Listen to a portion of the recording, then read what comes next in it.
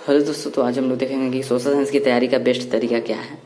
आखिर इतना कठिन क्यों लगता है सोशल साइंस, जो कि इसमें इतना फैक्ट है, यानी कि इसमें इतना डेट याद करना है, तो इसको हम आखिर कैसे याद करें। तो चलिए देखते हैं। सबसे पहला है कि कंसेप्ट समझे। बोर्ड में कितने तरह के 3 तरह के प्रश्न पूछे जाते हैं। पहला ऑब्जेक्टिव, दूसरा शॉर्ट क्वेश्चन और तीसरा लॉन्ग क्वेश्चन। तो पहला हमने बताया है, पहला टिप्स है कि कंसेप्ट को समझे, यानी कि कंसेप्ट को समझे। जैसे कि हमने अभी यूरोप में राष्ट्रवाद यानी कि हिस्ट्री चला रहे हैं, हिस्ट्री अभी हम पढ़ा रहे हैं। तो देखिए हमने उसमें बताया है, जैसे कि गैरीबाल्डी के बारे में हमने उसमें उस दिन चर्चा किया था। तो हमने उस दिन बताया था कि गैरीबाल्डी का जन्म कब हुआ था, गैरीबाल्डी का मृत्यु कब हुआ था, गैरीबाल्डी कहाँ का शासक था, गैरीबाल्डी कहाँ के रहने वाला था। तो यही तो कंसेप्ट है जी। अब देखिए इससे क्या हुआ, इससे हमारा तैयार हो गया कि ऑब्जेक्टिव जैसे कैसे आता है। एक नंबर वाला प्रश्न कि गैरीबाल्डी का जन्म कहाँ हुआ था, गैरीबाल्डी का मृत्यु कब हुआ। तो ये कंसेप्ट समझने से हमारा क्या हो जा रहा है, ऑब्जेक्टिव भी कंप्लीट हो जा रहा है। और शॉर्ट क्वेश्चन या फिर लॉन्ग क्वेश्चन कैसे लिखेंगे। कंसेप्ट ने हमने क्या क्या समझा, जैसे कि गैरीबाल्डी के बारे में हमने क्या क्या समझाया कि उसका जन्म कब हुआ था, उसकी मृत्यु कब हुआ था और उसका कहाँ का रहने वाला था। तो इसको हम नहीं लिख सकते हैं शॉर्ट क्वेश्चन या फिर लॉन्ग क्वेश्चन, लघु उत्तरीय प्रश्न या फिर दीर्घ उत्तरीय प्रश्न में कि गैरीबाल्डी यहाँ का रहने वाला था, इसका जन्म इस समय हुआ था, इसका मृत्यु इस समय हुआ था, या यहाँ का शासक था और वह वहाँ और इटली में यह काम किया। इसमें क्या दिक्कत है, कंसेप्ट को समझिए, सब ठीक है। तो सबसे पहला क्या होगा, कंसेप्ट समझिए। दूसरा देखते हैं कि डरे नहीं, बिल्कुल नहीं डरे। इतना बड़ा शरीर हो गया, 10वीं में आ गए, 11वीं में आ गए, 12वीं में आ गए और आप डर रहे हैं एक विषय से, सोशल साइंस से। क्या शरीर है इतना बड़ा होने का क्या फायदा। इसलिए डरे नहीं, सभी विषय को समान माने, किसी से डरे नहीं और उसके फैक्ट को समझे, कंसेप्ट समझे, पूरा ठीक हो जाएगा।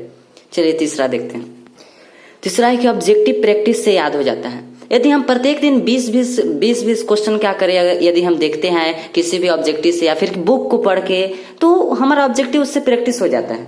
और सबसे पहले हम लोगों ने बुक पढ़ लिया, तो उसमें कुछ हमको कंसेप्ट मिला, ऑब्जेक्टिव उसमें से भी कुछ मिला। और उसके बाद क्या हो गया कि दूसरा, उसके बाद ऑब्जेक्टिव लगाए, फिर उसके बाद क्या हुआ कि ब्रिलियंट क्वेश्चन लगाए या फिर क्वेश्चन बैंक लगाए। इससे तो हमारा कंप्लीट हो जाए ऑब्जेक्टिव, इससे कंप्लीट हो जाएगा कि नहीं, ऑब्जेक्टिव प्रैक्टिस हो जाता है इससे।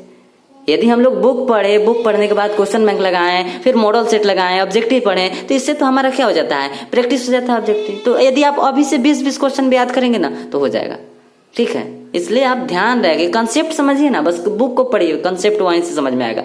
यदि आप बुक को कर लेते हैं ना तो आपको क्वेश्चन बैंक और ऑब्जेक्टिव लगाने का भी जरूरी नहीं पड़ेगा, क्योंकि सारे क्वेश्चन बुक से आते हैं, ठीक। इसलिए ऑब्जेक्टिव प्रैक्टिस से याद हो जाता है। चलिए आगे देखते हैं। और चौथा में आता है कि सब्जेक्टिव स्वयं लिखने का प्रयास करें। सब्जेक्टिव में कौन कौन सा प्रश्न आता है, 2 तरीका से प्रश्न आता है, एक लघु उत्तरीय और एक दीर्घ उत्तरीय। तो सब्जेक्टिव स्वयं लिखने का प्रयास करें। आप कितना भी याद कर लें, यदि आप याद कर लें किताबी भाषा में, आपको वहां पर लिखना ही होगा बोर्ड में। क्या होता है कि बुक में कौन लिखा रहता है, बुक में भी जो उसका गहन अध्ययन करता है वही लिखा रहता है, किसी के द्वारा परिभाषा दिया रहता है। मॉडल सेट में कौन लिखा रहता है, किसी टीचर के द्वारा लिखा रहता है। तो क्या जरूरी है किसी के भाषा में उत्तर देने का, अपनी भाषा में उत्तर देने में क्या हुआ है। तो इसलिए स्वयं सब्जेक्टिव लिखने का प्रयास करें। आप सबसे पहले कंसेप्ट को समझे, फिर उसके बाद सब्जेक्टिव लिखने का प्रयास करें, बिल्कुल होगा, क्यों नहीं होगा। कंसेप्ट समझे कि यदि राष्ट्रवाद के बारे में हमने उस दिन समझाया था, तो राष्ट्रवाद क्या है, तो अपने देश के प्रति प्रेम की भावना को राष्ट्रवाद कहते हैं, या फिर देश के प्रति प्रेम की भावना को राष्ट्रवाद कहते हैं। इस प्रकार से यदि कंसेप्ट समझ ले, जैसे कि राष्ट्रवाद कितना शब्दों से, 2 शब्दों से मिलकर बना है, राष्ट्र यानी कि देश और वाद का मतलब होता है भावना, प्रेम। तो इससे मिला नहीं सकते हैं कि राष्ट्र के प्रति प्रेम की भावना को राष्ट्रवाद कहते हैं। तो ये है कि सब्जेक्टिव स्वयं लिखने का प्रयास करें। सबसे पहले आप कंसेप्ट समझें, ठीक है।